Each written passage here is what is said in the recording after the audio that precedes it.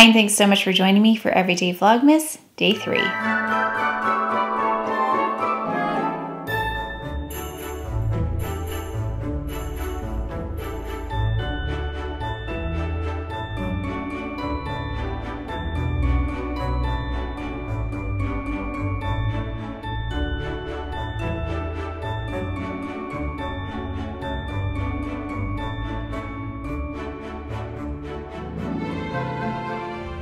I thought since I do a 2020 favorites, it's a great time to try out everything in various categories so I can compare them. Actually, I didn't really plan this, but it turns out that I'm testing things like skin tints and tinted moisturizers first. So we had La Mer, then Tom Ford, and now we have Chantecaille tinted moisturizer. I have mine in tan. I always mix it with the Radiance Elixir, which I love. Looks really matte right now with the powder, but it will settle in after a little bit. I did go in with this. I don't have this product, but I got a tester, the Real Skin Eye and Face Stick, and I just had 3 colors here. So I had OC or 0C, 1 and 3. I used 3, which was this one right here. And it looked like the deepest, but then I thought maybe this one, but it's definitely deeper than this one. That didn't have as much coverage as, say, the Clé de Peau. So I did go in with the Clé de Peau Mocha because it was too light anyway. So I got a little extra coverage and then kind of corrected that color a little bit. But that gives you an indication at least of how strong that is in terms of concealer. So it's not as opaque as something like Clé de Peau, but it depends on your level of coverage that you want. And then I did mix in the elixir with this, and that was kind of interesting. I'm going to watch for creasing because this doesn't generally crease. So we're going to see if that impacted anything in terms of the finish. And I did not powder.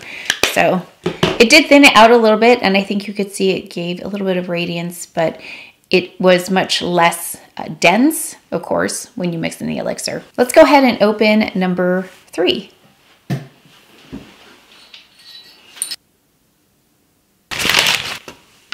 It's this. I'm so curious about this because I haven't really read up on it, but I think it's something like a highlighter or a bronzer. I really wasn't quite sure. I'm still not quite sure what it does, but do you see how warm that is? It's that Grwm like terracotta shade.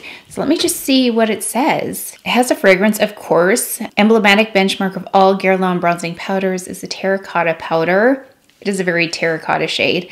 Available in a limited edition. So this is a limited edition. It enhances the complexion and captures the light with its extremely fine, preciously sparkling golden shimmer. So it must be very fine. I don't see like big chunky glitter in there. After use, the golden powder case can be transformed into a jewelry box. Oh, that's a good idea. There's a mirror on the side right here, and then here's the top. I always like the idea of using the packaging when you're done with a product because the packaging generally is really beautiful on luxury items. Apply the golden bead over the contours of the face to be illuminated from cheekbone to the brow bone. Okay, so this is more like a highlighter, but it has color to it. So let me grab some things that I think might go together with this look. Yeah, let me just put something together.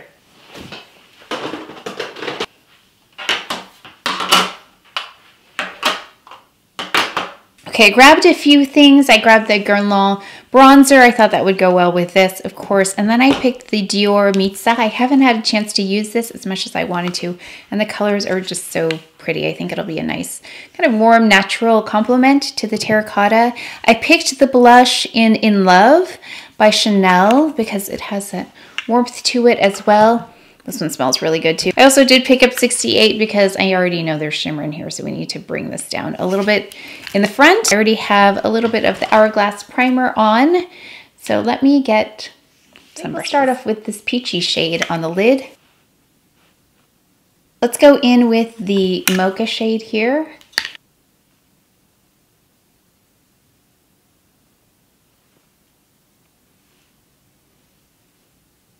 I hope they're even today. Yesterday I watched the playback and the right eye clearly had so much less eyeshadow on it. You don't notice these things until you go to playback and it's like, oh, whoops. I'm gonna take this color right here. It comes across as more burgundy in the pan, I think, but on the eye, it comes across as brown. Well, at least on me it does. I love these Dior palettes. They're so easy to work with. I don't know if you see what I'm doing here, but I remembered from my lesson to cheat this up in this direction. So instead of going down, when I place this, it goes up a little bit here and on this side as well. But that helps define that shape for me a little bit better. The brush actually does the work for me. I don't really have to work that hard to get that shape. Take a little bit more of that peach and just blend it in. This color is going to go underneath. I think we already know what's going to happen with the eyeliner, so let me do that. Mascara, I'll be right back. With the Surratt liquid liner, just a little wing on the top with Earth in the tight line area, Brun Agape in the waterline, and then I went in with my very new Chantecaille mascara, so it's really nice to have a new one back, and just put that in the inner corner. It does have a bit more like shimmer particles. And then I thought, oh, I need a highlighter, but I'm going to use the terracotta. Terracotta bronzer. This one is, actually, it's not a bronzer. It's a contour. No, what do they call it? The sculpting powder, which I use as a bronzer anyway. So I'm going to use this little Ray Morris brush because I don't know where my big one is. I'm just going to go in with my Wayne Goss brush here, just to soften that a little bit. Chantecaille Hummingbird. Going with a little bit of this, the apricot. We're going to take In Love by Chanel. I like this because it's got some warmth to it. It's like a peachy nectar kind of shade with some golden shimmer in there. We're going to take number 68. Then we're going to take same powder. A little bit of discoloration showing through there, but let's see. Maybe we can take care of it with this. Let's see what happens. So let's take this as a, I think I'm going to use this. We'll get it like a tan look going. I'm going to dust it here. Let's see if it helps with that discoloration. This will be an experiment, because it does have some shimmer to it, so it might diffuse the light. Actually, this is really pretty. It does have the potential to build up, but that really smoothed it over. Huh, I like that. So I can see this as a really nice, like, suntanned kind of look. It has a beautiful sheen to it, because I think you could see the powder was, can you see it right there? Yeah, that's pretty. The powder very much mattified. So let's go ahead and we're gonna dust it like this. Okay, so you do get the potential for some texture though, so I'm seeing it right here, but it is a really pretty highlighter. So this is a great one if you want to look like you've been in the sun. This is actually really beautiful. Let's go down the bridge of the nose. Oh, let's take something smaller. I'll go down the bridge of the nose. And then let's just run it across. And I'm just being careful to keep it away from right here. But that's pretty. Very sun-kissed kind of look. I think this is one of those like, a little goes a long way though, because if you put too much, I mean, it's definitely a highlighter, isn't it? So I think if you are rich in your skin tone, this might be a really beautiful highlighter on you. I really tried to think of a different lipstick that I could put on, but I really wanted to use this one. So we're going to use it. It is Hermes number 21. Because I wanted a little bit of color, a little bit of warmth, but not too much, because this is such a, well, it's a more natural look. And I just thought this would be perfect. I thought a lip gloss would be good with it. So I found this one by Dior 629. I just applied a little bit in the center. I thought we could do a little empties video today. I do have a bag of things I've accumulated, so let's go through them. First of all, I have an empty Peter Thomas Roth. You know, I love this one, although I took a little break from it. So I thought I would just go a little bit mild for now. So we'll see if there's any effects from that in terms of dark spots getting darker or any fine lines and wrinkles popping up. But I do have a new one ready to go of that I recently picked up that I will be incorporating back soon. Another empty, I mentioned I've gone through this, although there's still product in there, but I've had it for a while now. So it's time to say goodbye to this one. I have a new one that I just hauled yesterday. I have some instant cleansing balms. In fact, I have two that I've gone through. This is very nice for a basic cleansing balm. I have started using the Chantecaille cleansing balm. So I have two of those. I have one that I'm using right now in a backup, so I won't be picking that one up. Then I have a couple of these, even though you saw what happened to my makeup. If I put it on before I finish my makeup, it does transfer, so just be aware. I mean, it works, I think, the best on the top of my head because I'm not really touching that part of my head.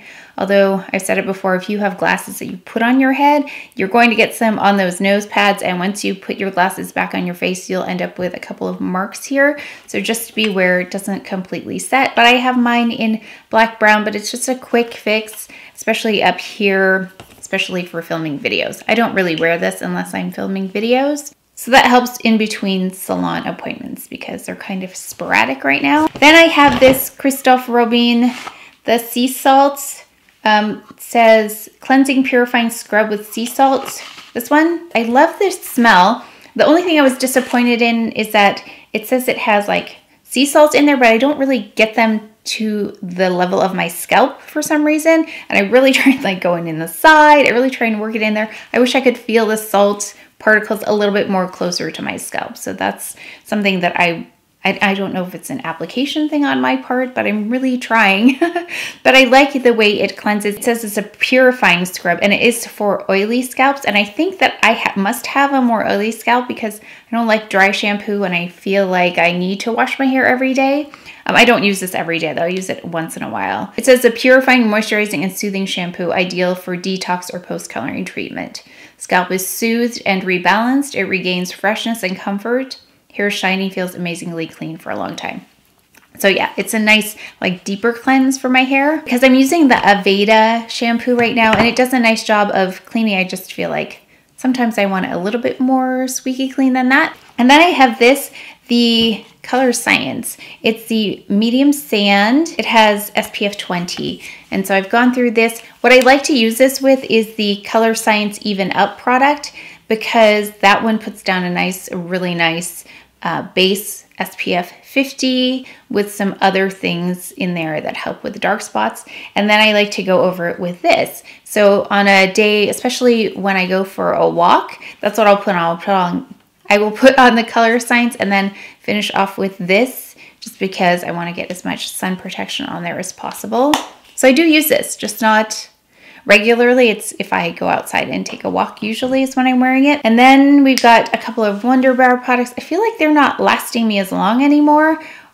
I don't know, but I keep going through these quickly. And I have them in black brown. It's what sets that shape of my brow every day. I wear it every day. When I don't wear it, I can tell a difference. I mean, when I don't wear it, I just don't get the same definition. I can use the Dior products and it looks really nice. In fact, I used it like that in a video or two ago, but it just doesn't have the same definition, but it looks fine. I've got another discoloration serum. I do use this regularly, evening and in the morning, by Good Molecules. It's part of my routine for my dark spots. Oh, I went through this Chanel, the Espresso. So this is one of my most used colors, but I have Chantecaille Earth right now for a brown eyeliner, so I'll wait till I finish that to get a new one. But I use this Noir Intense, Brun Agape, and Matte Taupe the most. I've got another one of these Grand Brows, but I have the large size now. I purchased the full size, so I'm using that. But this is what got me into the Grand Brow product to begin with, is I had little samples like this. And then we have the Dior Show Pump and Brow. So if I do a full brow, it will be the Wonder Brow, this, and then the Dior pencil. But in a pinch, like actually today I didn't use the pencil, I will use just, let me grab it, the Wonder Brow, let's do my face with it, the Wonder Brow and the brow gel together, and that's what I have on now. So I didn't use the pencil at all today.